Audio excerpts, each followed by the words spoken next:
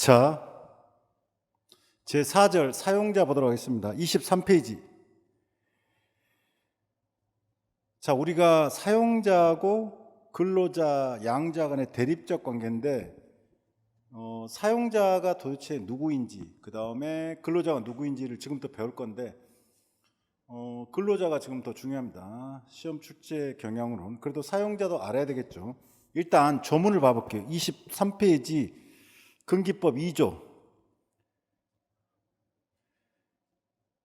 사용자란 사업주 또는 사업경영 담당자, 그 밖에 근로자에 관한 사항에 대하여 사업주를 위하여 행위하는 자를 말한다. 이렇게 돼 있죠.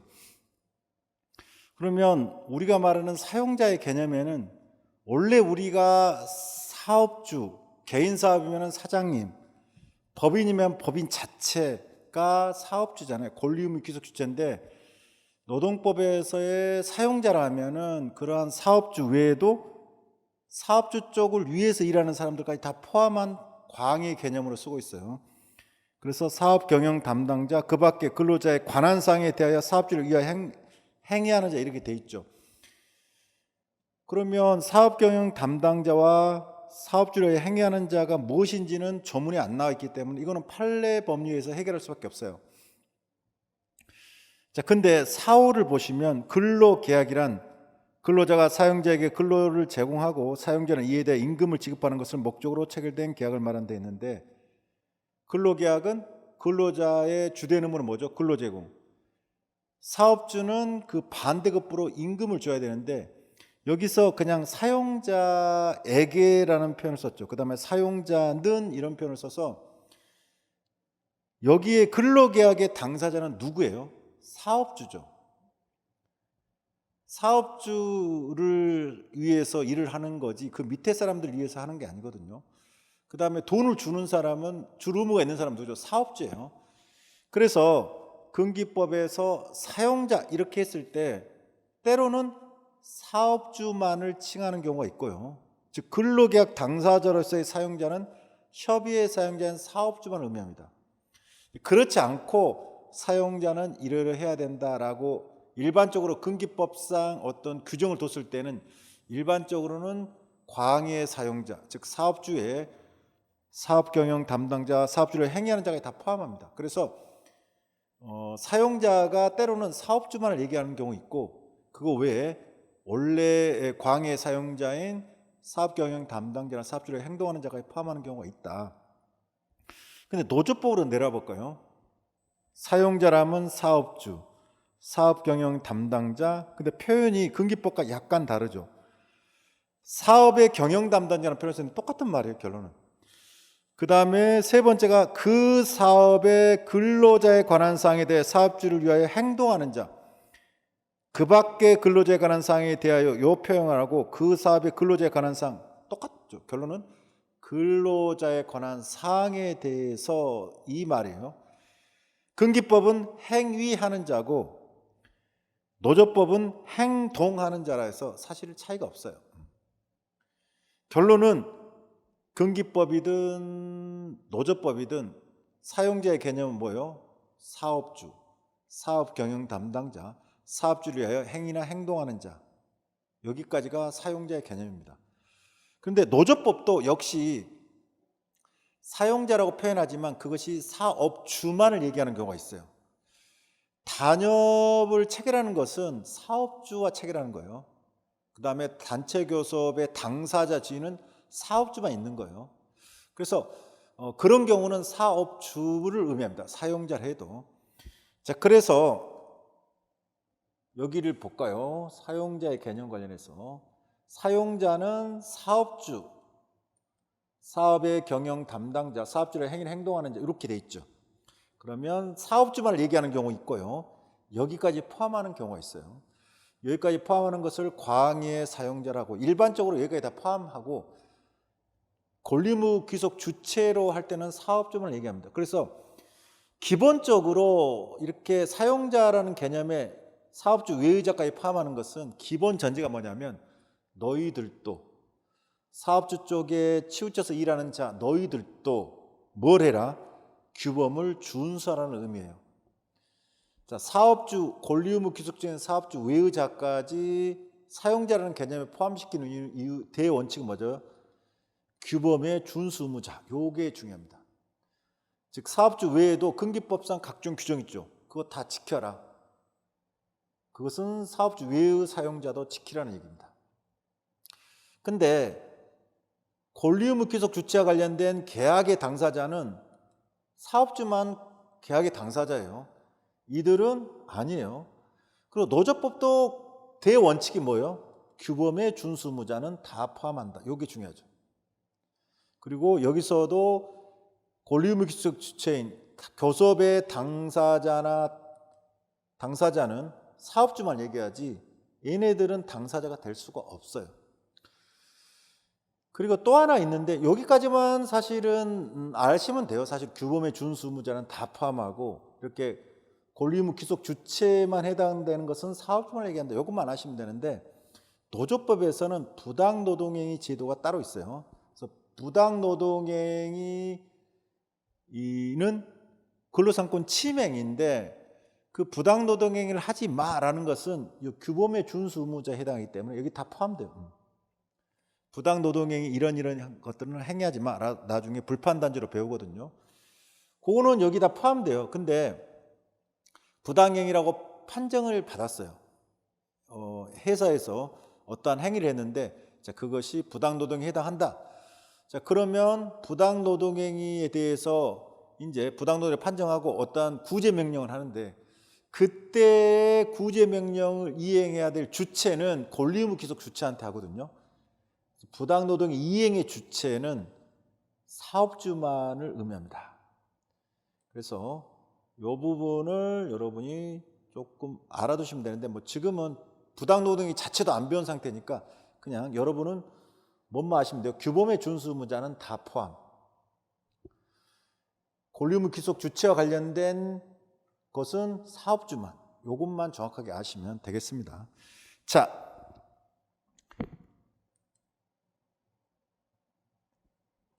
그래서 사용자의 개념이 사업주는 권리 의무 귀속 주체니까 문제가 안 되는데 사업 경영 담당자랑 사업주의 행동하는 자, 행위하는 자에 대해서는 정확하게 판례가 있어요. 그래서 그거는 뭐 A급이라 보기는 어렵지만 그래도 기본적으로 여러분이 조금 암기를 해 두셔야 돼요. 자, 넘겨볼까요? 24페이지. 사용자의 개념에서 24페이지. 사업주가 있죠. 협의의 사용자라고 하죠. 사용자라 해서 특별한 거 없으면 원칙적으로 그냥 광의 사용자를 얘기하고요. 계약의 주체는 권리 의무 귀속 주체인 사업주만 얘기합니다. 그래서 자, 24페이지 보시면 사업주란 자기 이름으로 사업을 하는 자, 경영 주체다. 개인기업은 사장님, 법인은 법인 주체, 대표이사가 아니라 법인 자체가 사업주죠. 사업주는 계약의 당사자, 근로계약 당사자가 되고 교섭의 당사자가 된다. 이렇게 돼 있죠. 교섭 및 단협 체결의 당사자. 근로계약의 주체, 당사자가 사업주 외의 사용자가 될 수는 없고 교섭의 당사자도 사업주가 주체가 돼서 하는 거지 그 외의자가 주체가 될 수는 없습니다. 자, 근데 밑에 최근 판례가 하나 있는데 이거는 뭐 아주 중요한 판례로 보기는 어려운데 왜냐하면 실질을 놓고 사업주를 판단하는 의미이기 때문에 사실상 그냥 이 판례를 몰라도 여러분이 풀 수는 있어요. 문제를. 왜? 항상 노동법은 형식이 아니라 실질을 놓고 판단하거든요. 형식을 뭐로 했든지 간에 그 실질에 맞게 판단하는 게 노동법의 대원칙이에요. 그래서 이 밑에 판례를 사실 몰라도 아무런 문제는 없어요. 하지만 최근 판례로서 있기 때문에 한 번만 읽어보시면 무슨 말인지 알겠다. 이 정도 될 거예요. 그래서 뭐 이것은 암기할 필요까지는 없고 그냥 이러한 케이스가 있었다. 자, 여러분 이제 병원 요즘에 뭐 뉴스에서 자주 나오잖아요. 이 병원은 의사가 이 사업을 해야 되잖아요. 근데 자본을 다른 사람이 내고 즉 사무장 병원이라고 그러죠. 그리고 외형상은 의사가 주체가 되지만 그러면 근로계약을 체결하는 당사자의 외형은 의사지만 사무장 병원의 실질 운영자는 사무장이라는 거예요. 그 사람 의사가 아닌 사람이에요. 그러면 의료법 위반이거든요. 그랬을 때 결론은 최종적으로 이제 근로자들이 퇴직한다 이렇게 했을 때 근로계약 당사자가 최종 임금 책임을 져야 되잖아요. 그러면 외형상은 의사인데 실질은 이 법을 위반해서 의료법을 위반해 가지고 사무장이 사실은 사업의 주체거든요. 자, 그랬을 때 누구를 사업의 주체로 볼 건가? 그 논의인데 당연히 여러분이 이거 안 읽어봐도 법을 위반했더라도 실질이 사무장이 실질 병원을 운영했다면 그 사무장이 사업의 주체고, 그렇다면은 나중에 퇴직할 때 임금 등 퇴직금을 안 줬다 그러면 누구? 사무장이 최종 책임을 져야 된다. 요 판례인데요. 자, 한번 읽어볼까요? 사업주는 근로계약의 당사자이므로 임금 및 퇴직금 지급 의무를 부담한다. 당연하죠. 사업 주체. 근로 제공의 상대방은 누구죠? 사업주예요. 사업주를 위해서 일하는 거예요. 그리고 그 반대급부로 사업주는 근로자한테 임금 등을 지급해야 돼요. 그러면 그 지급 의무는 사업주한테 있죠.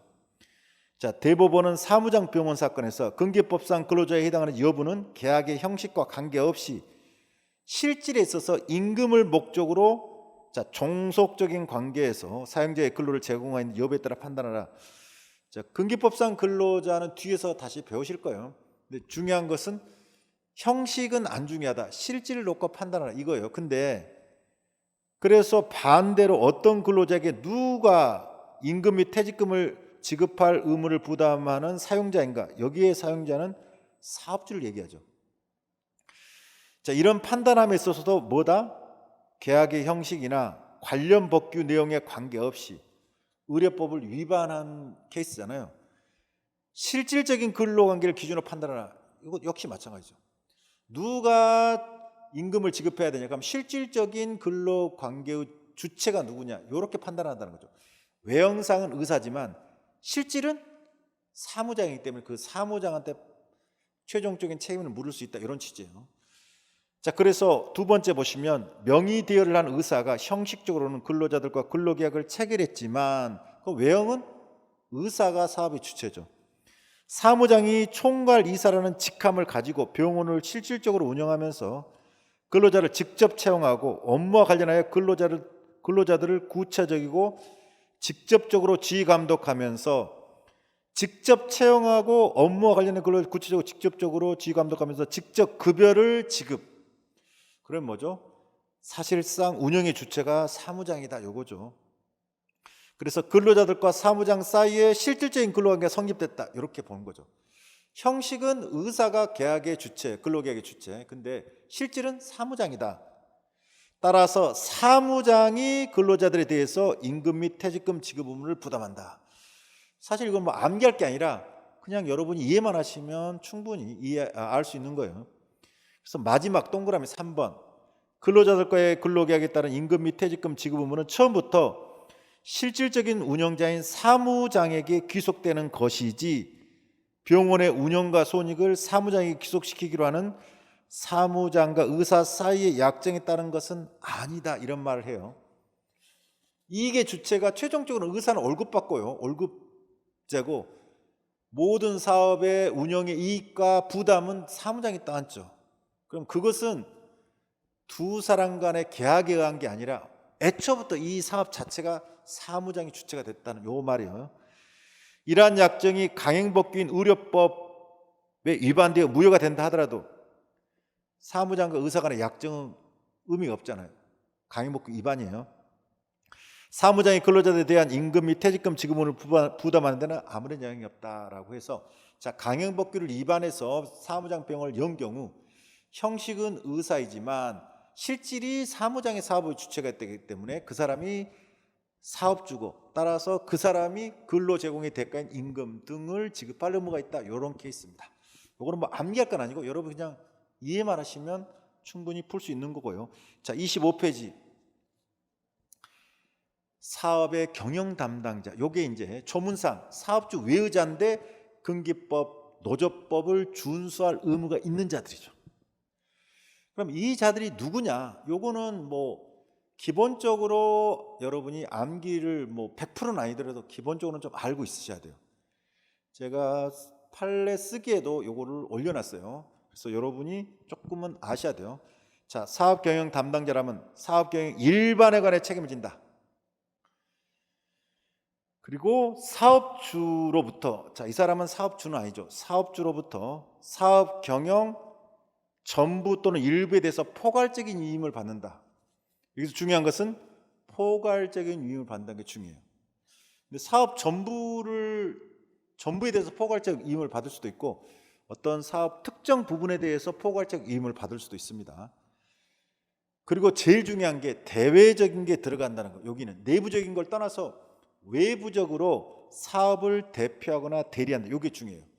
다른 사용자는 요게 있을 수가 없는데 여기 사업 경영 담당자는 사업 경영에 대해서 책임을 질 뿐만 아니라 포괄적 위임을 받고 외부적으로 사업을 대표 대리. 그래서 이 세 가지. 그래서 보시면 가장 대표적인 게 회사의 대표이사예요.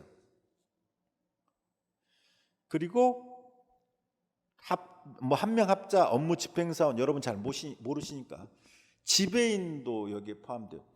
지배인의 대표적인 게 은행 지점장도 지배인이거든요. 그러면 지배인 등기를 할 수가 있어요. 그럼 그 사람은 그 은행 지점에서 일어난 것에 대해서는 최종적으로 그 사람이 책임을 지고 결제를 합니다. 그리고 그 은행 지점과 관련해서는 이 사람이 외부적으로 이 대표예요. 이 은행에 대해서는 그 사람이 모든 일을 처리해요. 그래서 예를 들어서 등기 같은 거 할 때 그 은행에서 어떤 서류가 잊어버리는 경우가 있어요. 되게 오래돼서. 그런 경우에는 은행 대표이사한테 안 가고 그 은행 지점에서 일어난 일이기 때문에 그 은행 지점장이 그 책임을 지고 그 사람 신분증과 그 사람의 이 사인으로 지장으로 대체하는 경우가 있거든요. 어찌됐든 그 지배인은 그 해당 부분에 대해서는 이 사람이 최종 책임을 지고 대외적으로 사업을 대표해요. 자, 그런 케이스들이 사업 경영 담당자라는 거예요. 자, 그런데 실질적으로 이제 대표이사 이런 사람들이 이 사업 경영 담당자인데 그 판례 사례가 있죠. 동그라미 1번, 2번, 3번 있는데 동그라미 1번은 그냥 밑에 뭐 안 읽어보셔도 사실상 회사를 경영하는 자 이렇게 돼 있죠. 그 옆에 글씨를 보면 뭐가 돼 있어요? 법인 등기부상은 사임했다. 근데 실질적으로 회사를 경영하고 있다. 그러면 여러분은 뭐죠? 형식은 법인 등기부에서는 끝났어요. 근데 실질은 뒤에서 조정하고 있어요. 그럼 이 사람은 뭐다? 실질적 회사 경영이다. 주식회사인 경우 법인의 주체는 법인 자체죠.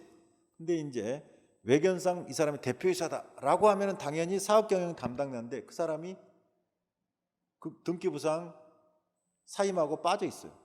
근데 실질은 뭐죠? 뒤에서 외견상 대표이사 등을 조정하고 있어요. 그러면 이 사람보다 사실상 회사를 경영하고 있기 때문에 사업경영 담당자다. 항상 형식은 안 중요하다. 형식상 등기부에 올라갔냐 안 올라갔냐는 안 중요해요. 실질 놓고 판단합니다. 근데 동그라미 2번은 이런 판례도 있어요. 회사의 모든 업무 집행에서 배제된 대표이사. 이거는 등기부에는 대표이사로 올라가 있어요. 근데 사실 이 사람이 뭐 그렇게 해놓고 뭐 일정 이익을 취하고 이것도 아니고 그냥 올라가는 있지만 사실상 아무런 권한이 없고 사실상 완전히 배제된 상태에서 그냥 탈법 목적으로 그냥 이름만 올려놓은 거예요. 쉽게 말해서. 그래서 사실상 아무런 관련이 없는 자라면 이 사람은 외견상 등기부에 법인 등기부에 대표이사로 올라갈지라도 이 사람은 사업경영 담당자가 아니라는 거예요. 그러면 동그라미 1번과 2번을 견줘봤을 때 우리가 보통 대표이사 이런 사람들은 법인 등기부에 당연히 올라갈 수밖에 없거든요. 주식회사는 무조건 법인이기 때문에 법인 등기를 해야 되고 거기에 대표이사가 올라가야 돼요. 근데 그렇게 올라갔냐 안 올라가냐는 아무런 중요한 게 아니다. 실질적으로 사업경영 담당자 지위에 있는 자 이게 중요하다는 걸 알 수 있죠. 자, 동그라미 3번이 여러분이 그 판례백선 등에 소개된 판례이기 때문에 동그라미 3번은 조금 사실관계를 조금 알아두면 좋겠어요.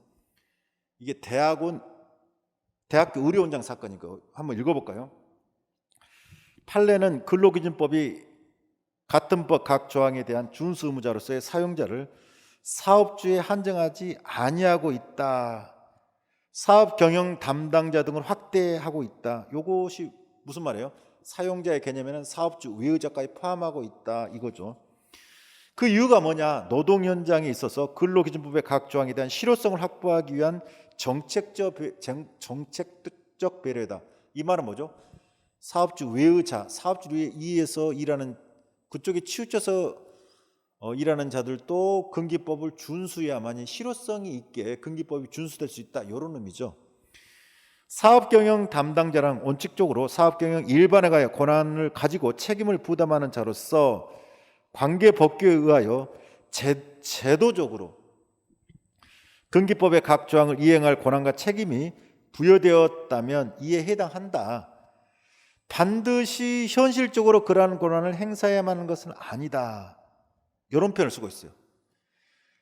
제도적으로 근기법 각 조항을 이행할 권한과 책임이 부여되어 있다. 그러면 그자가 사업경영 담당자에 해당하지. 실제 그 사람이 그 권한을 현실적으로 행사하지 않았다 해도 거기에서 배제되는 건 아니다. 이 말은 뭐냐면 여기 의료원장이 있어요. 그 밑에 읽어볼까요? 대학교 의료원장이 의료원을 대표하여 의료원 산하 및 각 병원 및 기관의 운영 전반을 관장하고 의료원은 의료원 산하 각 병원의 연간 종합예산 등의 편성, 조정, 통제, 각 병원별 자금 운용 수지 현황 관리 등의 업무를 담당해온 사안에서 자, 대학교에 의료원이 있는데 그 제일 윗대가리 의료원장이 있는데 이 사람이 전반적인 걸 다 통하여서 관할했고요. 그 의료원 산하에 각 여러 개 병원을 두고 있었어요. 근데 의료원 산하 각 병원이 독립체산제로 운영되고 해당 병원장이 그 정결사항으로 소속 근로자들에 대한 임금을 지급해왔다. 요게 이제 문제됐죠. 정결이라는 것은 여러분이 회사를 다니신 분들은 아실 거예요. 제일 윗대가리한테 사장님한테 다 결제를 맡는 게 아니라 조금 안 중요한 사안들, 일상적인 사안들은 그 중간 관리자급한테 이 권한을 위임하거든요. 그래서 네가 여기까지는 사인해서 결정해. 그게 정결이거든요. 그래서 모든 사안을 다 사장님한테 받을 수 없기 때문에 정결 위임 규정을 둬서 일정한 부분들은 그냥 각 해당 부서의 부서장이 사인하면 끝나는 거예요. 그래서 그게 정결사항이거든요. 그러면 보통 일반적인 사안들은 각 부서장이 다 알아서 사인하고 끝을 내요. 그러면 거기에 대한 건 특별한 사항 없으면 그 부서장의 사인으로 끝나는 게 정결 위임 규정에 따른 정결사항인데 여기서 뭐라 그랬어요? 의료원장이 이 의료원 산하 모든 병원에 대한 최종적인 총책임자지만 각 병원의 병원장들이 있는데 그 병원장들이 실제 뭐에 대해서 소속 근로자 임금 지급에 대해서 정결사항으로 취급돼서 거기서 알아서 임금 지급하고 하고 있다는 거죠. 그러면 최종 책임자는 누구예요? 그렇더라도 병원장이죠. 근데 실제 이 업무를 처리하고 있는 최종 책임자는 병원장이에요. 그랬을 때 판례가 뭐래요? 의료원장은 의료원 산하 병원 등 소속 근로자들에 대한 관계에 있어서 근기법이 정한 사용자에 해당한다 이런 표현을 썼죠. 자, 이게 왜 문제가 됐을까요? A라는 병원에서 임금 체불이 있으니까 자, 누구를 상대로 이 문제를 제기했을까요? 그 병원장을 상대로 한 게 아니라 최고 책임자인 의료원장을 상대로 이 형사사건, 즉 임금 체불에 대한 책임을 물은 거죠. 그랬더니 의료원장은 뭐예요? 아니, 내가 최종 책임지는 건 맞아. 내가 최고 책임자는 맞아. 하지만 각 병원은 독립체산제라서 알아서 하고 있고, 그리고 특히 임금 지급은 내가 각 병원장마다 위임을 줘서 걔네들이 정결상으로 다 처리하고 있어. 나는 실제 이 임금 지급에 대해서 일 처리하고 있지 않아. 이렇게 얘기한 거예요. 그래서 앞에서 그 판례가 그 말이 나온 거죠. 그 25페이지 제일 밑에 제도적으로 금기법의 각 조항을 이행할 권한과 책임이 부여되어 있다면 이에 해당한다. 이 표현이 나온 거죠. 이 사람이 그래서 반드시 현실적으로 그러한 권한을 행사해야만 하는 건 요 말이 여기 나온 거예요. 이 사람이 나는 지금 현실적으로 이 임금 지급에 대해서 처리하고 있잖아. 각 병원장들이 알아서 하니까 나는 책임 없어. 이렇게 나온 거죠. 그랬더니 판례가 아니 꼭 지금 현실적으로 처리하는 게 아니라 네가 법적으로 최종 책임자잖아. 책임져라는 게 이 판례의 취지거든요. 자, 그래서 요 사실관계는 조금 알아두실 필요가 있습니다. 자, 그래서 사업경영 담당자와 관련해서 형식이나 실질, 특히 뭐라고요? 등기부의 대표이사 등으로 등기되냐 이런 거 안 따진다. 그리고 의료원장 사건도 이 사실관계는 좀 알아두시고, 자, 그 다음에 근로자에 관한 사항에 대해 사업주로 행위나 행동하는 자. 자, 이 자들도 사용자에 해당한다는 거죠. 근로자에 관한 사항에 대해 사업주로 위하여 행동하는 자를 사용자에 포함시킨 취지. 근로자 관련 업무에 관하여 사업주를 대리하는 실무자로서 근기법과 노조법 준수할 책임도 부담하려는 데 있다. 결론은 뭐죠? 규범의 준수 의무자로서 이들까지 포함시켜야만이 근기법, 노조법이 제대로 준수될 수 있다는 거죠. 그러면 이들이 과연 누구냐에 대해서 또 근기법이나 노조법의 정의 개념이 없기 때문에 판례를 빌릴 수밖에 없습니다. 거기 보시면 근기법 또는 노조법상 사업주로의 행위하는 자라면 근로자의 인사, 급여, 후생, 노무관리 등, 자, 근로 조건의 결정, 이게 첫 번째입니다. 근로 조건의 결정. 두 번째, 업무상의 명령이나 지휘감독. 자, 근로 조건을 결정하는 것. 그 다음에 두 번째, 업무상 명령 지휘감독. 자, 이와 관련된 사항을 사업주로부터 자, 일정한 권한과 책임을 부여받은 자예요. 자, 앞에서는 포괄적 위임이라는 표현을 썼어요. 앞으로 넘어가 볼까요? 25페이지 사업경영 담당자 다시 보시면 제일 위에 있죠.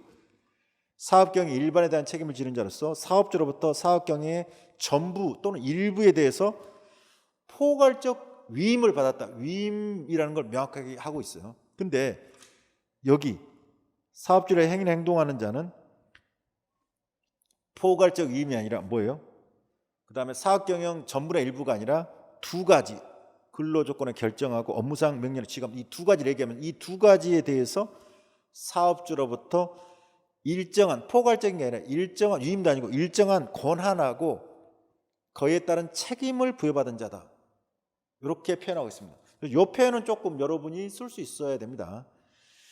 대표적인 게 밑에 보시면 뭐 인사부서의 부서장, 그 다음에 뭐 공장장, 이런 자들이 외견상 부장이라 해도 근로조건을 결정할 수 있는 권한과 책임이 부여되지 않았다든지 업무상 명령이나 지휘감독권이 없는 자라면 의미가 없어요.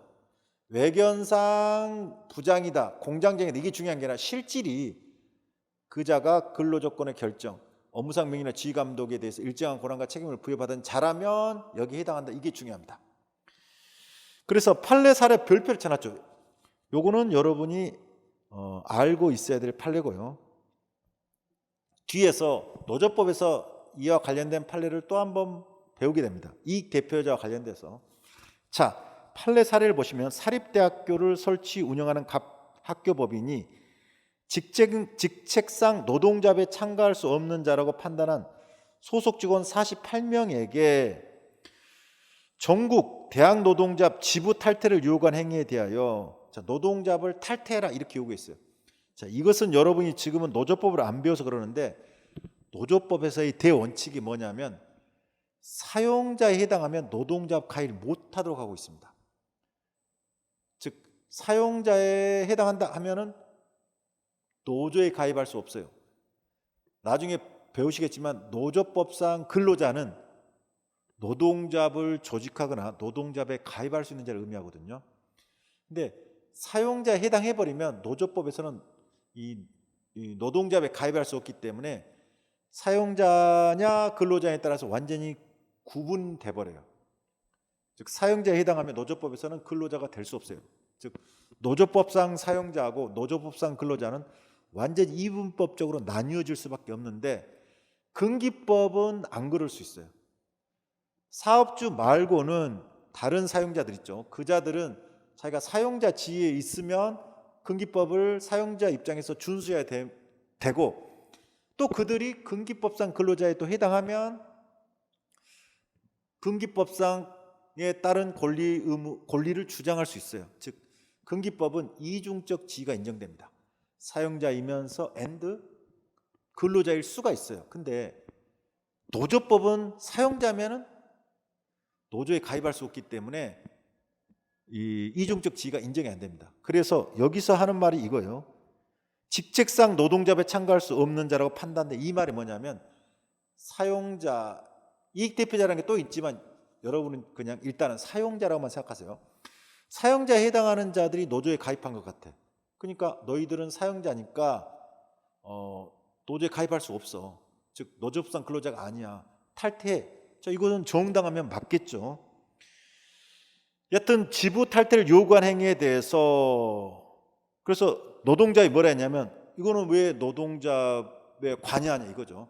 나중에 보시면 부당노동이라 해가지고 지배 개입 즉 이 사용자가 노동잡에 대해서 이래라 저래라 해서 노동잡 조직 운영을 관여하려면 그 자체가 부당노동이 되거든요. 자, 그렇게 충돌한 사안이에요. 자, 그래서 이 판례를 봐볼까요?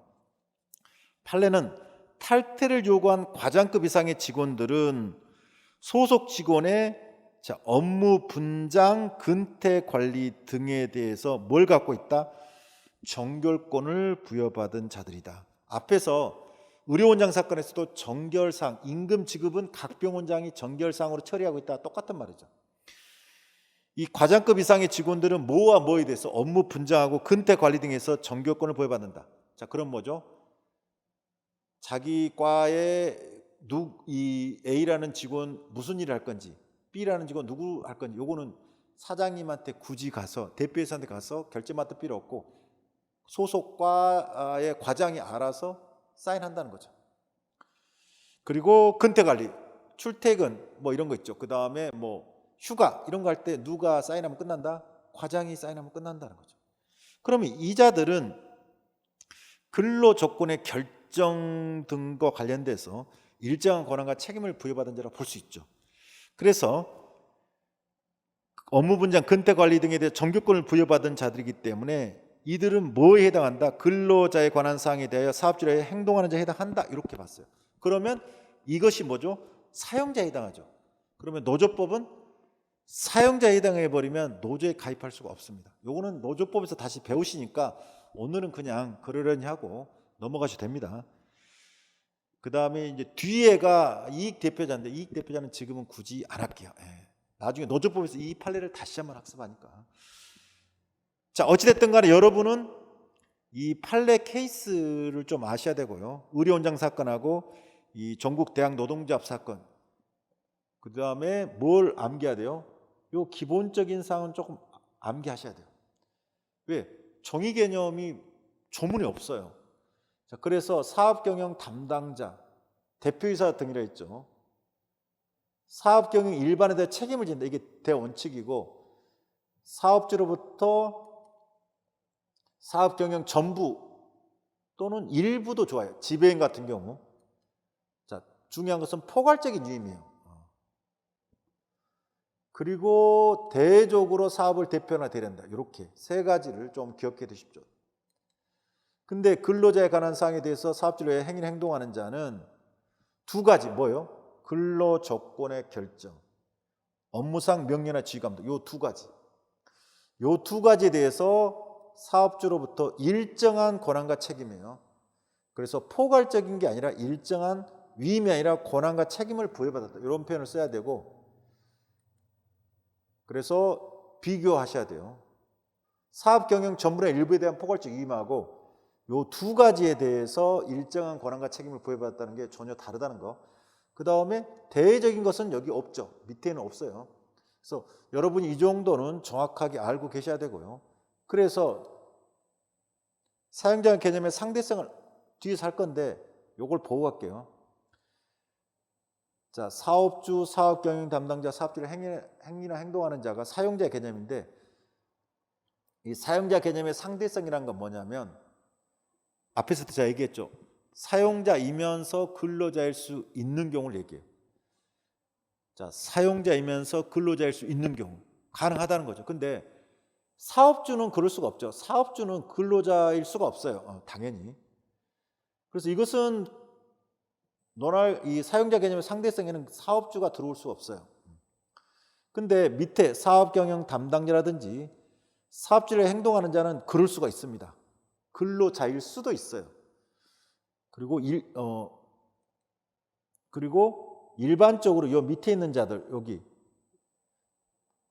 임원 이하 즉 이사나 감사 요 이하의 사람들은 부장님 뭐 과장님 이런 사람들 있죠. 이런 사람들은 당연히 근로자예요. 근데 이제 논란이 되는 것이 여기죠. 사업경영 담당자는 앞에서 되어 있지만 뭐죠? 사업경영 전문화 일부에서 포괄적 위임을 반대해서 근로관계 아니라 위임관계 원칙이거든요. 임원들은. 그래서 그들은 원칙은 근로자가 아니에요. 근데 실질이 근로자에 해당한다면 또 그들도 근로자일 수가 있어요. 그래서 어찌됐든 간에 근기법에서는 이 두 가지 사람들은 사용자이면서 근로자일 수가 있습니다. 이 말은 뭐죠? 자기가 사용자 지위에서 근기법을 준수해야 되고요. 다른 한편 근로자의 지위에서는 사업주가 근기법을 위반하면 자기의 권리를 주장할 수 있다. 근데 노조법은 X를 쳐놨죠. 이 말은 뭐예요? 이들이 여기에 해당하면 사용자에 해당하기 때문에 노조에 가입할 수가 없도록 돼 있어요. 나중에 노조법에서 배우시는데 그렇기 때문에 이들은 노조법으로 가버리면 뭘 할 수가 없다? 노조에 가입할 수 없다. 이 말은 노조법상 근로자가 될 수 없다. 즉 사용자 개념의 상대성 이론에 포함시킬 수 없다. 그래서 나중 뒤에서 배우시는데 사용자 개념의 상대성은 얘네들 근기법에 한정해서 얘네들만 얘기한다.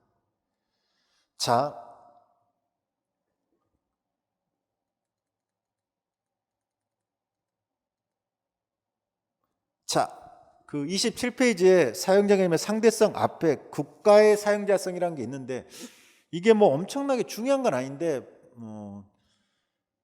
판례백선 등에서 소개된 판례라서 제가 얘기를 드릴게요. 요거는 그냥 여러분이 알고만 있으시면 돼요. 자, 볼까요?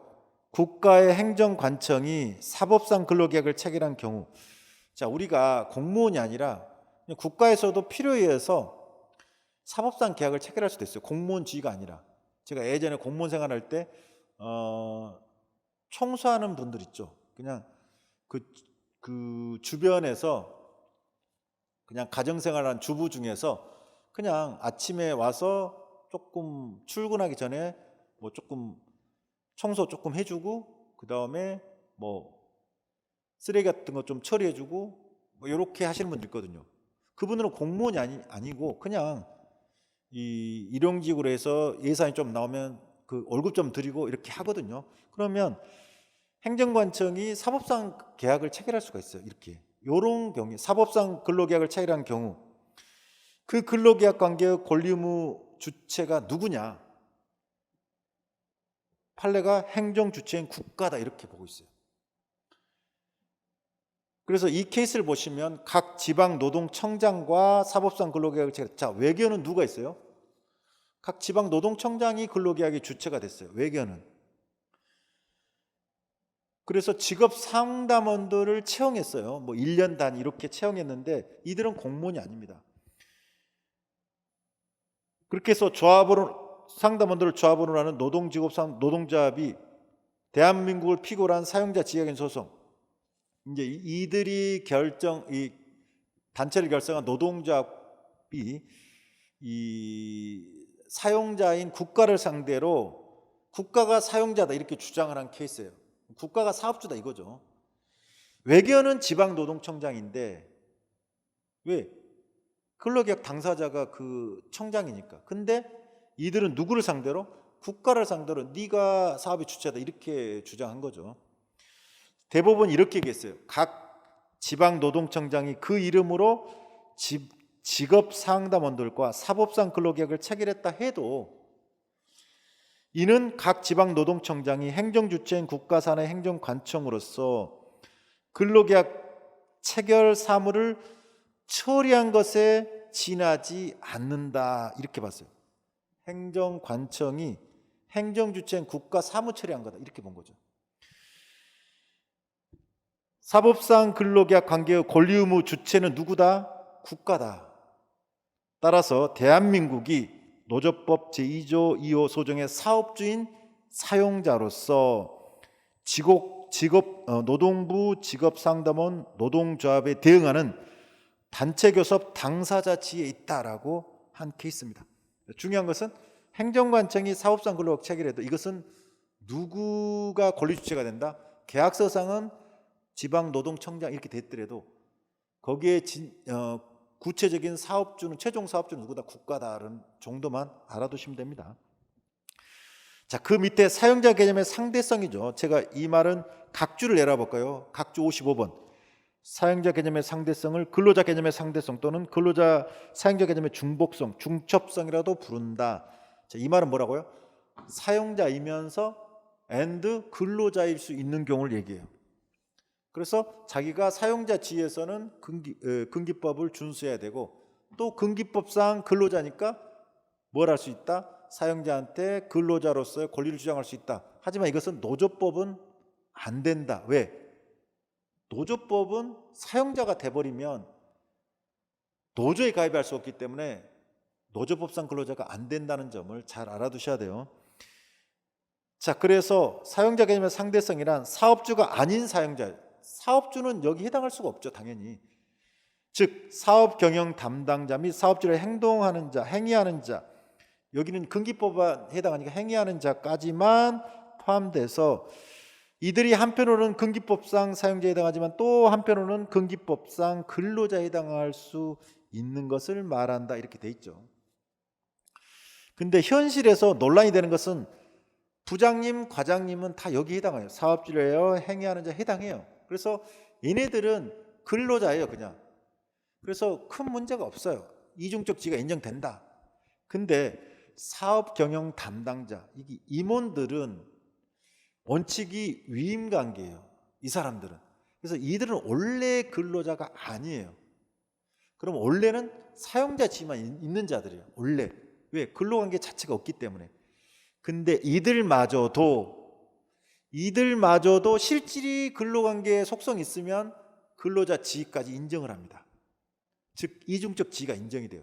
그래서 임원의 근로자성이라는 게 별도의 목차로 뽑아져 나왔어요. 이거는 그 근원은 사용자 개념의 상대성으로부터 도출되는 건데 그냥 임원의 근로자성 자체를 그냥 중요한 화두로 던지셔도 돼요. 근데 그 근원은 사용자 개념의 상대성부터 나왔다.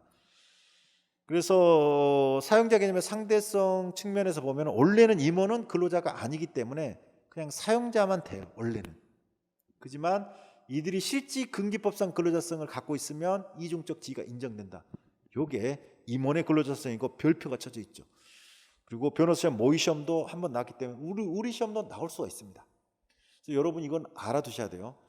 그리고 이것이 나오면 뭐까지 연결돼야 되냐면 근기법상 근로자성 판단까지 할 수 있어야 돼요. 그는 다음 시간에 근기법상 근로자성 판단에 대한 판례 법리를 암기할 수 있어야 됩니다. 그래서 뭐 이게 A급은 아니지만 그래도 상당한 출제 가능성이 있기 때문에 여러분이 알아두셔야 돼요. 자, 첫 번째 임원의 근로자성인데 법적 지위가 위임관계라는 게 중요합니다. 판례는 주식회사, 이사, 감사 등 임원은 회사로부터 일정한 사무처를 위임을 받고 있다. 사용자의 지휘감독 아래서 일정한 근로를 제공하고 소정의 임금을 지급받는 고용관계를 할 수 없다. 이게 첫 번째예요. 그래서 임원은 원칙이 뭐다? 위임관계다. 그래서 일반 근로자랑 임원은 스타라 그러잖아요. 회사에서.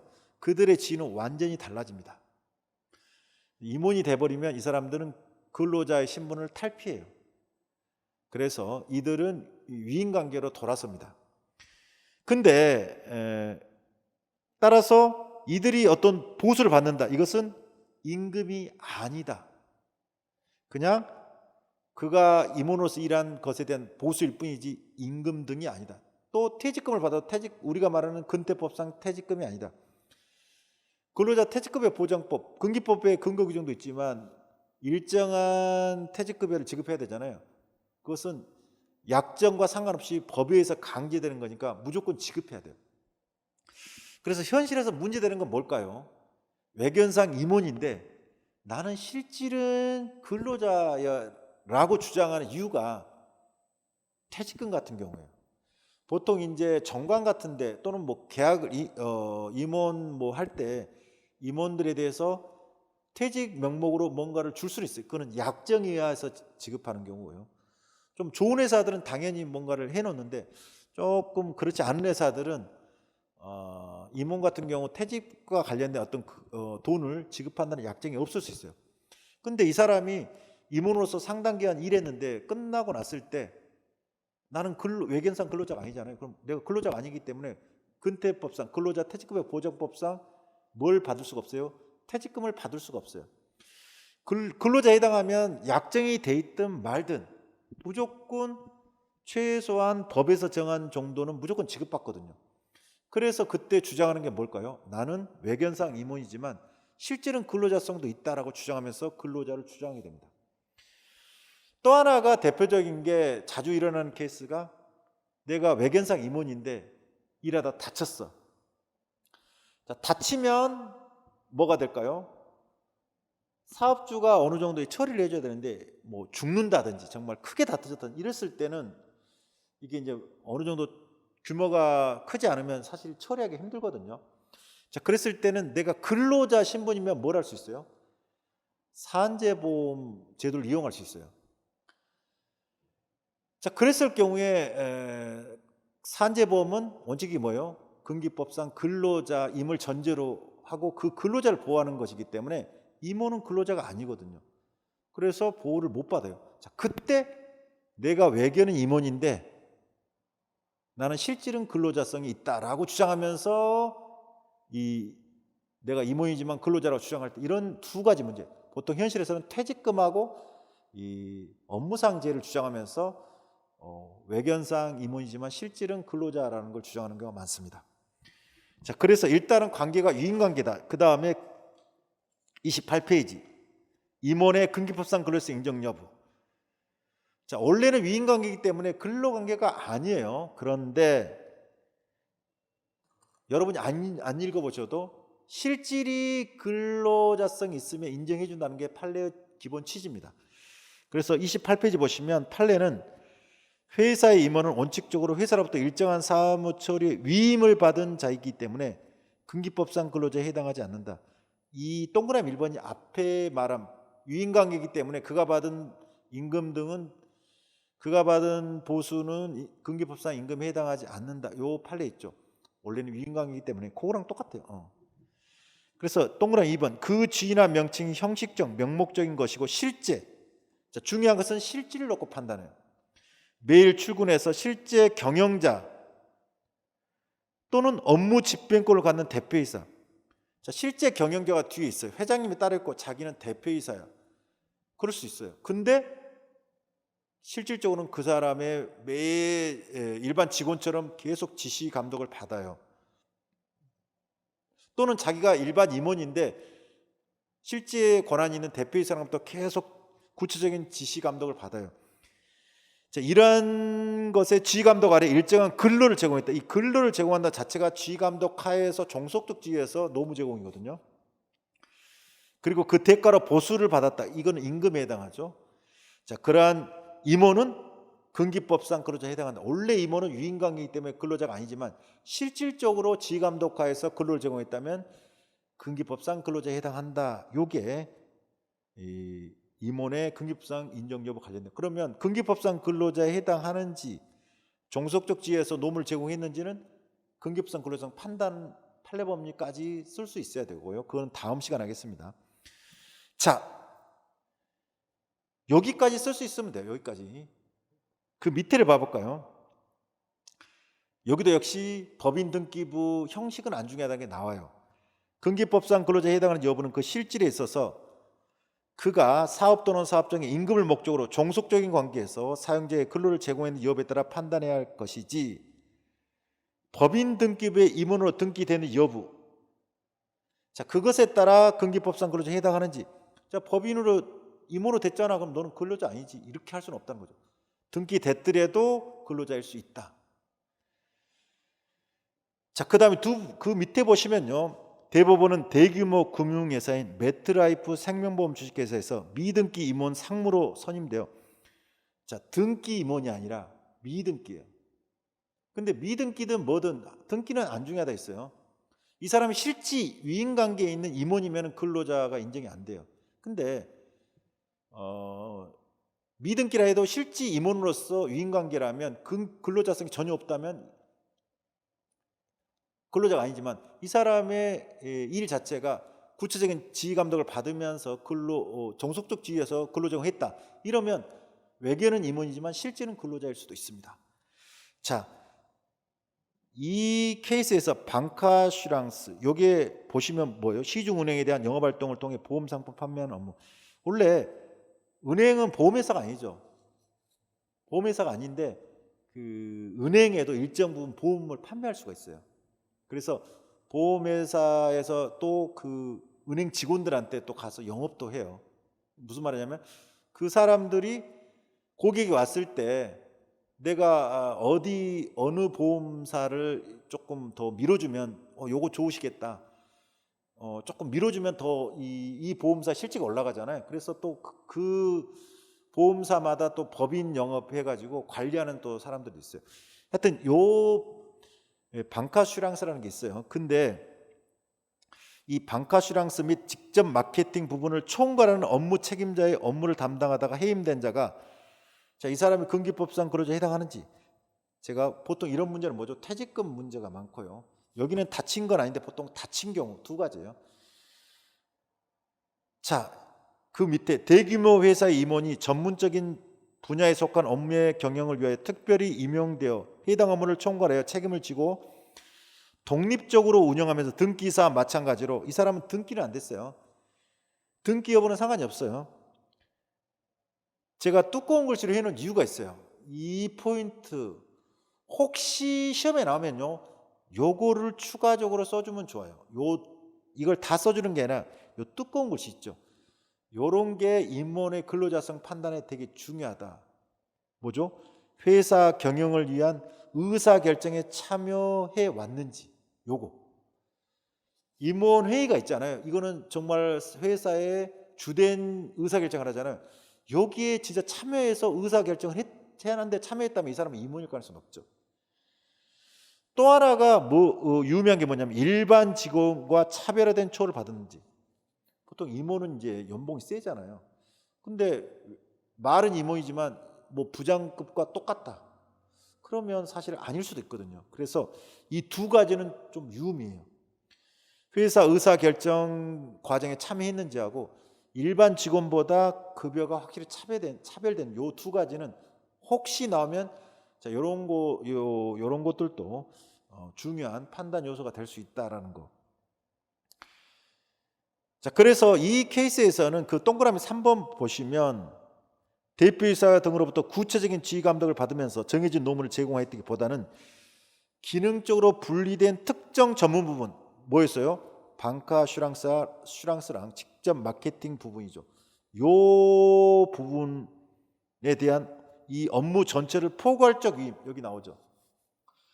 포괄적 위임이란 말이 나오면 사업 경영 담당자죠. 이를 총괄하면서 상당한 정도의 독자적인 권한과 책임을 바탕으로 일을 처리했다. 따라서 이는 근기법상 근로자가 아니다라고 판단한 케이스입니다. 자, 그래서 이 임원의 근로자성은 그나마 좀 중요한 주제니까 여러분이 꼭 잘 알아두셔야 돼요. 기본이 뭐라고요? 위임관계라는 거. 민법에서 배우시죠, 위임관계. 그래서 기본이 사무처리 위임을 받고 있다.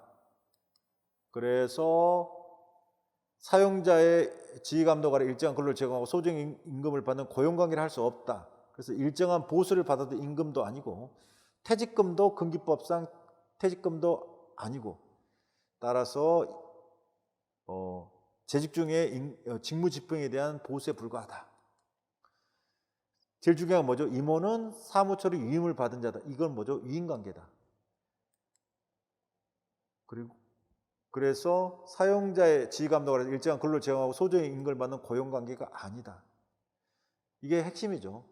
자, 임원은 원칙이 위임관계고 종속적 지위에서 근로를 제공하는 고용관계, 근로관계가 아니다는 거죠. 그래서 그가 받는 것은 근기법상 임금이 아니죠. 퇴직금도 아니다. 뒤에 것은 굳이 안 쓰셔도 상관없고 이 정도만 해도 돼요. 그가 일정한 보수를 받아도 그것은 근기법상 임금이 아니다. 이 정도만 써도 상관없습니다. 똑같은 거 나오죠. 중요한 것은 임원이냐 아니냐는 실질적 지휘감독하에 있냐. 이게 핵심이죠. 그래서 회사 임원은 원칙적으로 회사로부터 일정한 사무처를 위임받은 자이기 때문에 근기법상 근로자에 해당되지 않는다. 요 위에를 여기 하나로 추격한 거죠. 여기는 뭐가 더 있었어요? 임금까지 추가한 거죠. 임금, 그가 받는 그 보수가 임금이 아니라는 것까지 추가하면 여기죠. 동그라미 1번이죠.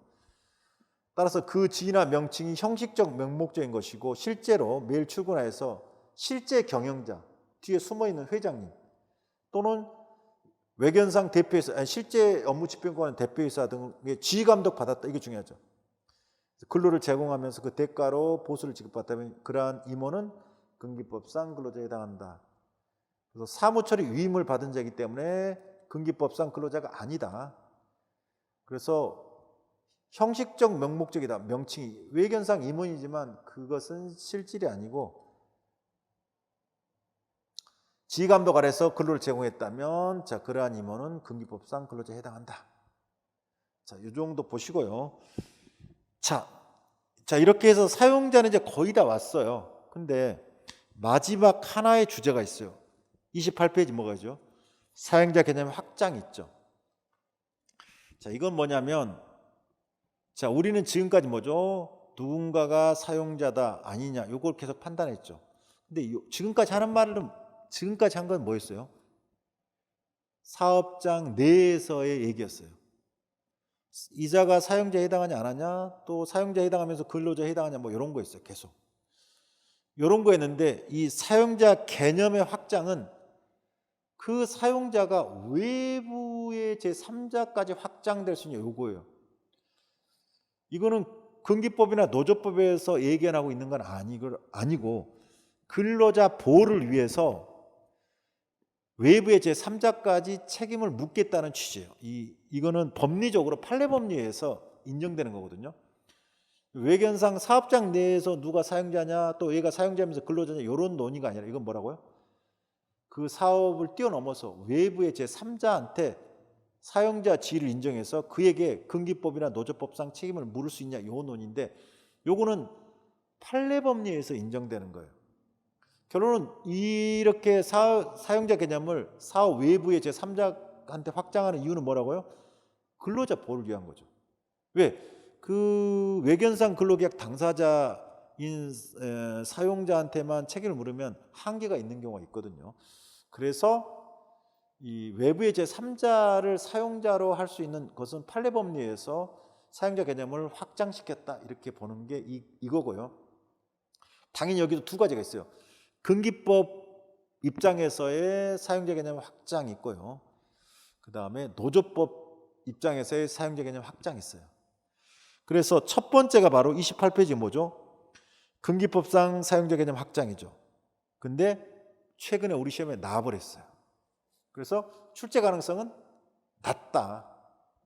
낮으니까 그냥 여러분이 그냥 어떤 개념인지만 아시면 돼요.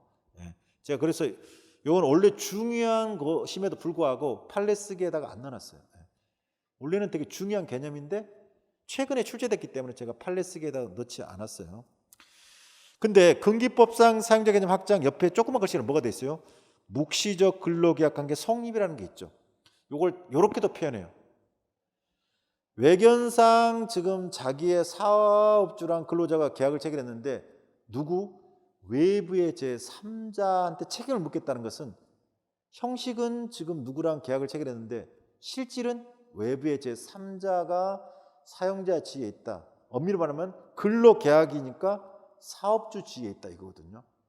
그래서 이 사용자 개념 확장은 보통 대기업이 있고 그로부터 일을 받는 하청기업이 있는데 그 하청기업의 소속 근로자들이 누구한테? 자기 외견상 사장님 말고 이 대기업을 상대로 책임을 물을 수 있는 요 논이거든요. 그래서 묵시적 근로계약 관계 성립이라는 것은 외견상은 A라는 기업에 소속돼 있는데 이 대기업, 이 자기 기업에 일을 주는 그 대기업을 상대로 네가 나의 사업주다 이렇게 주장하는 거예요. 즉 외견상은 지금 특정 기업에 소속돼 있는 근로자가 누구를 상대로? 대기업을 상대로 네가 진정한 나의 사업주다. 그래서 명시적인 것은 없죠. 근데 묵시적으로 근로계약 관계가 성립됐다. 그러면 이것도 마찬가지죠.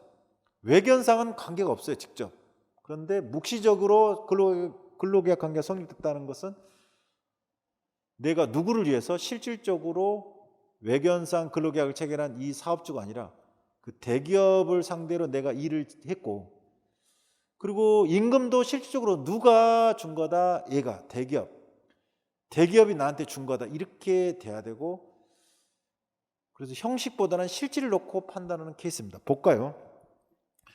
문제점. 고용 형태가 다양화됨에 따라 근로자와 명시적인 근로계약을 맺고 있는 사용자가 아닌 근로계약은 사용자라 하면 뭐가 돼야 돼요? 사업주를 얘기한다 했죠. 근로계약 당사자는 사업주를 얘기하잖아요. 제3자에게 근기법상 사용자 개념을 확장해서 근로자를 보호할 필요성이 대두되고 있다. 자, 그래서 29페이지 가보시면 뭐 유형이 있죠. 판례는 외견상 근로계약 당사자로서의 사용자, 이것은 사업주를 얘기하죠. 근로계약 당사자니까 사용자 중에서 사업주를 얘기해요. 제가 조그만하게 사업주라 했지만 사업주라는 말 안 써도 여러분은 사업주라는 걸 이해를 하셔야 돼요.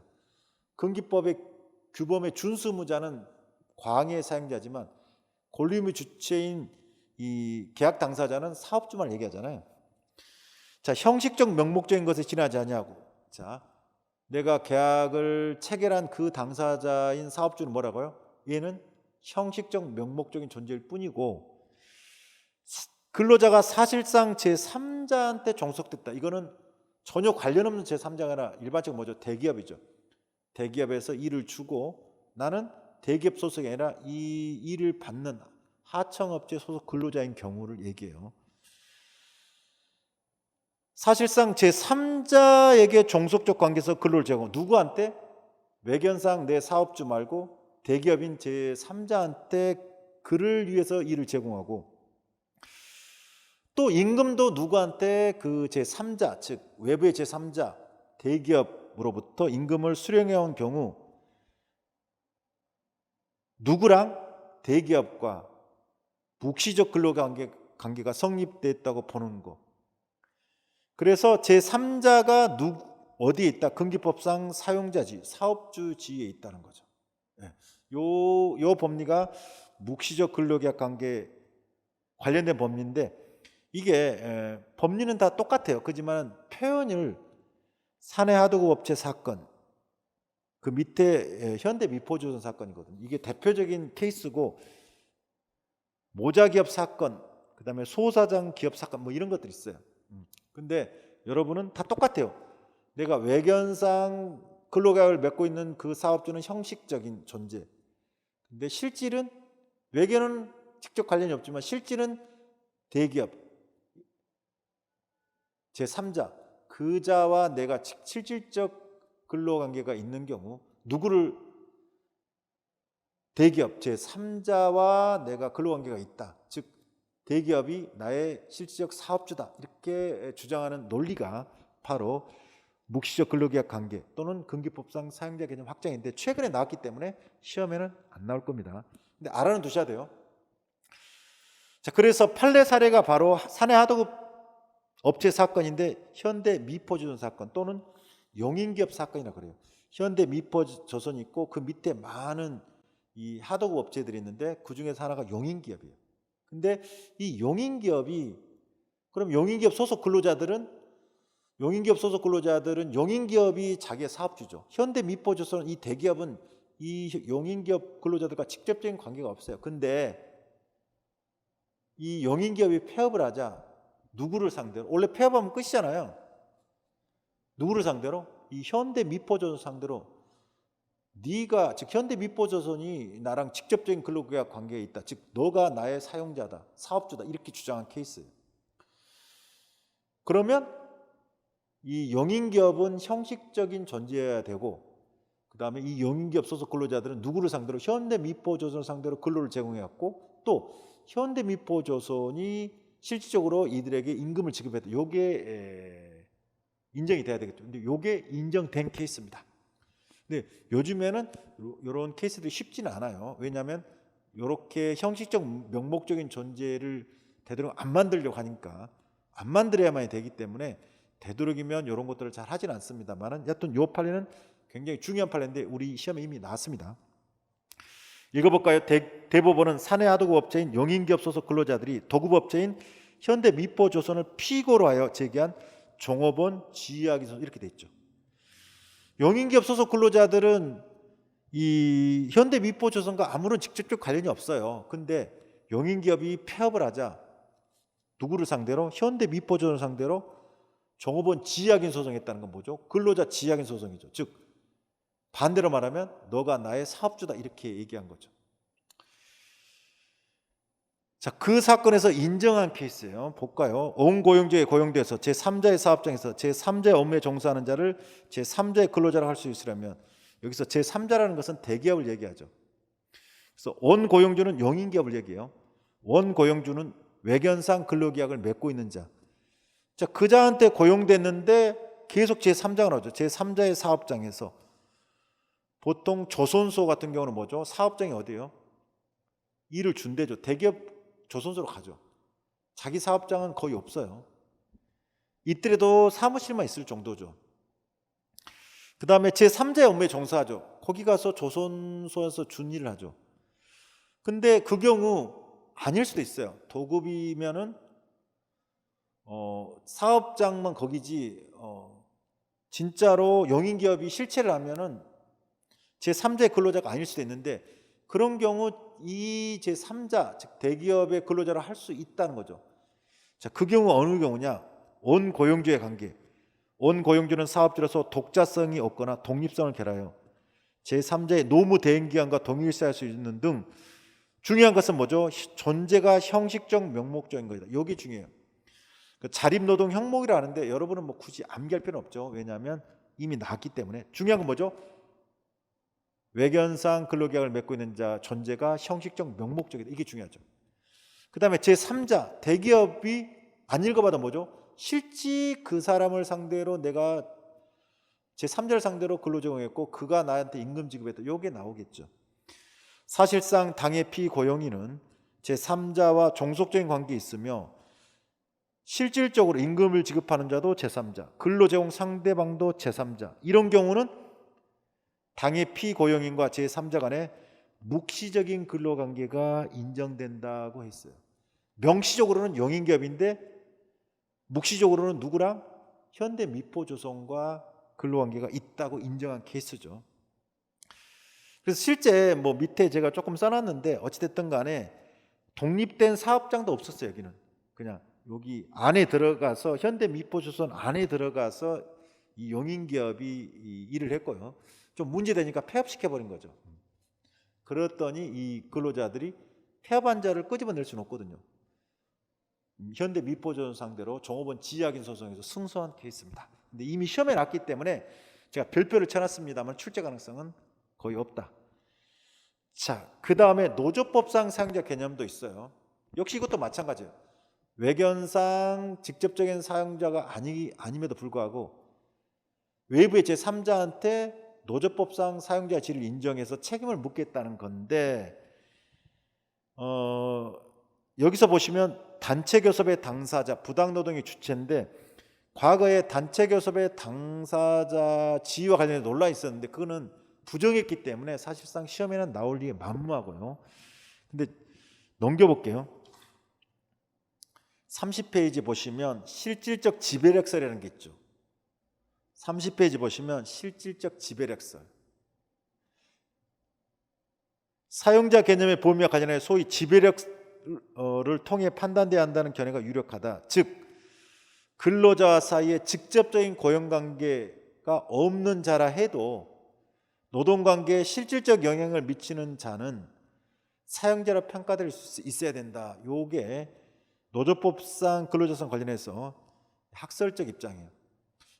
외견상은 아무런 관계가 없지만 중요한 건 뭐죠? 실질이 영향을 행사할 수 있다. 그러면 그자도 사용자로 평가해서 책임을 물어야 된다. 이게 실질적 지배력설인데 판례는 두 개가 있어요. 거기 보시면 동그라미 1번 있고 동그라미 2번 있는데 동그라미 1번은 단체 교섭 당사자 및 단체 교섭 거부에 대해 부당노동의 주체를 사용자. 여러분이 노조법으로 안 배웠기 때문에 이게 잘 이해가 안 될 수 있어요. 어찌됐든 간에 교섭의 당사자인 사업주, 그 다음에 부당노동의 주체, 즉 단체 교섭을 정당한 이유 없이 거부나 해태하면 부당노동이 되거든요. 자, 이것은 원래 뭐죠? 고용계약을 맺고 있는 그 사업주여야 되지만 외부의 제3자가 되냐 이 논인데 여기서 판례가 명백하게 무슨 말을 했냐면 여러분이 이 판례가 시험에 나오질 않아요. 두 번째 로마자 두 번째죠. 대법원 해가지고 쭉 다 필요 없고 대법원은 두 번째 로마자 두 번째에서 대법원하고 제일 밑에 뭐예요? 두꺼운 걸 실어 명시적이거나 묵시적인 근로계약 관계를 맺고 있어야 된다. 그래서 대법원은 이 판례에서 무슨 말했냐면 단체 교섭의 당사자가 되려면 그자는 무조건 아무나 되는 게 아니라 뭐라고요? 명시적으로 계약을 체결한 사용자든 사업주든지 아니면 최소한 묵시적으로라도 이 사람을 사업주로 볼 수 있어야 된다 라고 해서 어찌됐든 간에 교섭의 당사자는 근로계약이 존재해야 된다. 요거를 강조했습니다. 그러면 우리가 말한 실질적 지배력설이랑 상관이 없죠. 실질적 지배력설은 뭐죠? 고용관계가 없더라도 실제 영향을 미치면 그자도 노조법상 사용자에 해당할 수 있다는 주장이잖아요. 그런 이론이잖아요. 근데 이 과거 이 판례에서는 실질적으로 영향을 미쳤냐 안 미쳤냐 안 따진다. 중요한 건 뭐다? 근로계약이 존재하냐 이렇게 따졌어요. 근데 이것은 그냥 중요한 판례가 아닌 게 그냥 조문대로 해석하는 개념이잖아요. 결론은. 그래서 큰 문제가 이거는 논란이 이거는 시험에 나올 수가 없어요. 자, 그런데 동그라미 2번은 실질적 지배력설을 인정한 판례예요. 이 동그라미 2번이. 그래서 지배계의 부당노동의 주체로서 사용자 요게 이 실질적 지배력설을 인정한 판례인데 여러분이 지배계의 부당노동의 자체를 지금 모르기 때문에 이게 지금 읽어도 무슨 소리인지 잘 몰라요. 그래서 총론은 뒤에 다 배운 다음에 다시 보면 아무것도 아닙니다. 근데 다행스럽게 이것도 최근에 나왔어요. 여러분은 부담을 덜으셔요. 사용자 개념 확장 두 가지 다가 최근에 시험에 나왔기 때문에 여러분은 좀 부담을 덜 수 있습니다. 거기 보시면 변호사 시험 13년 우리 시험은 19년에 나왔기 때문에 이게 또 출제되기는 어렵습니다. 그래서 여러분이 좀 부담은 더시고 그 다음에 뒤에 부당노동을 배운 다음에 여기를 또 보셔야만이 편하고 지금은 그냥 외부의 제3자한테 부당노동행위 주체로서의 사용자 책임을 물을 수 있다. 이 정도만 그냥 아시면 됩니다. 왜냐하면 지배계의 분호를 지금 안 배웠기 때문에 이걸 여러분이 완벽하게 이해할 수는 없습니다. 그래서 이 현대 중공업 사건에서 이렇게 말했죠. 근로자의 기본적인 노동 조건 등에 관하여 그 근로자를 고용한 사업주로서의 권한과 책임을 일정 부분 담당하고 있다고 볼 정도로 자, 실질적, 구체적 지배 결정할 수 있는 자. 여기서의 핵심 뭐죠? 고용계약을 체결한 자. 이게 안 돼 있어요. 실질적 영향력을 행사할 수 있는 자 이거죠. 그러면 이게 앞에서 말한 실질적 지배력설을 인용한 판례예요. 자, 이 자는 노동자를 조직 또는 운영하는 것을 지배하거나 개입하는 등으로 노조법 81조 1항 4호의 소정의 행위를 했다면 그 시정을 명하는 구제명령을 이행할 사용자에 해당한다. 이 케이스는 뭐냐면 현대중공업도 역시 뭐죠? 많은 하도급 업체를 두고 있어요. 뭐 달리 말하면 협력업체 이렇게도 표현하죠. 협력업체. 근데 이 현대중공업이 있고 그 밑에 많은 협력업체들이 있었는데 그 협력업체 소속 근로자들이 모여가지고 노동조합을 결성했어요. 그런데 이 현대중공업이 요 노동조합의 조직이나 운영에 관여를 했어요. 자, 그러면 무슨 문제가 발생해요? 여러분이 지금은 안 배우시지만 부당노동행위 제도가 있어요. 사용자가 일정한 행위를 하면 안 된다. 근데 거기서의 사용자는 원래는 뭐죠? 고용관계를 맺고 있는 사용자거든요. 그러면 이 하도급 업체 근로자들로 조직된 노동자이면은 여기에 이 부당노동행위 주체의 사용자는 누구라고요? 이 하도급 업체 이 사업주, 법인이면 법인, 개인 사업이면 개인, 사장님, 요 사람들이 부당노동행위 주체가 돼요. 그러면 이 노동조합은 이들이 이 협력업체가 자기의 노동조합 운영에 관여하면은 누구를 상대로? 이 협력업체, 그런 행위를 한 협력업체를 상대로 부당노동행위 했다고 주장하면서 노동위원회에다가 부당노동행위 구제명령을 할 수 있거든요. 근데 실질적으로 이러한 행위를 한 게 누구라고요? 압력을 넣고 이런 걸 조종한 게 대기업, 현대중공업이라고요. 근데 현대중공업은 중요한 것은 직접적인 관계가 아니에요. 즉 사용자가 아니에요. 이 협력업체 근로자들에게 직접적인 사용자가 아니에요. 그런데 이들은 이 현대중공업을 상대로 니들이 부당노동행위에서 주장을 한 거죠. 그러니까 현대중공업은 이제 논리를 펴야 될 거 아니에요. 그런 행위를 뭐 한 건 맞는데 나는 니들과 직접적인 고용관계가 없어. 그러니까 나는 노조법상 사용자가 아니야, 니들과. 그러니까 나는 내가 부당노동이 설사했더라도 내가 피신청이 될 수가 없어라고 빠져나가려고 한 거죠. 그랬더니 뭐라고요? 실질적 지배 결정할 수 있었다면 네가 고용관계가 없더라도 그러면 너도 부당노동행위 이행 주체가 될 수 있다라고 판례가 판단한 케이스입니다. 그래서 여러분이 지금 부당노동의 자체를 안 배웠기 때문에 무슨 말인지는 자세히 몰라도 그냥 대충 감만 잡으시면 돼요.